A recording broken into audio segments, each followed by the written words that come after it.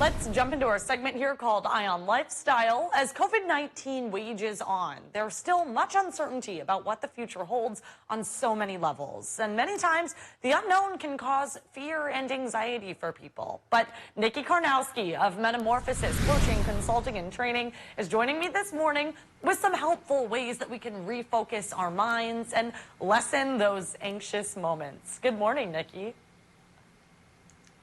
Good morning, Jenna. Well, I've spoken with a lot of people lately who've been really struggling in this area with varying severity.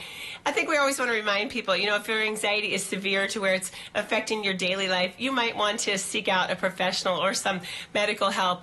But what we're going to share about this morning is just a few ways we can all refocus our mind with those anxious thoughts and uncertainty that we all can feel. One of those ways is just really focusing on what you can control. There's so much going on that's out of our control. So what can you do? What's going well? And then keeping our thoughts in check. One statistic shows 80 to 90% of our thoughts are repetitive and negative if we don't keep those in check. So it requires us to do some work. I always share with clients a real simple way to assess their day and how they're feeling, whether it's when you get up or throughout the day.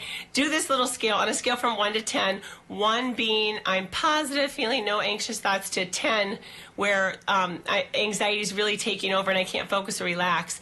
That can help to just gauge your emotions for the day.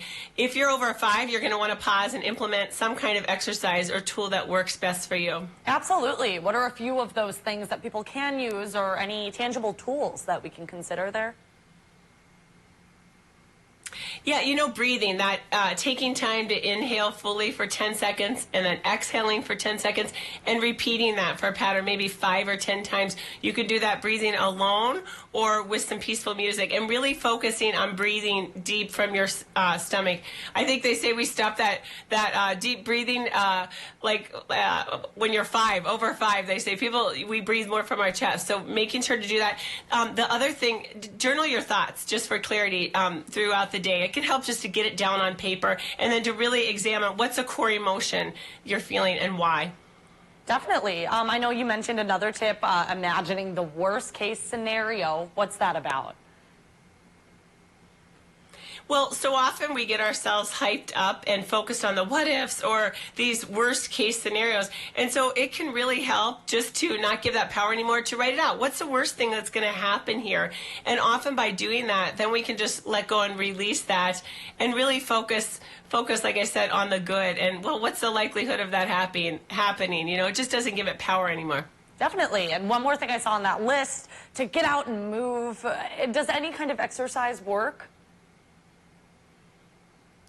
Yeah, anything, just get out there and move mentally and physically. It's so good for us. Those endorphins are released, and it's just going to help us to start our day right, or to give us a little energy throughout the day. It also helps with those emotions and that nervous energy just to get out and move. So, yeah, great to keep moving to help us with those things. Awesome. Well, those are all very, very great tips during this time. Thanks so much, Nikki. We will see you next week, and we'll be right back after this quick break.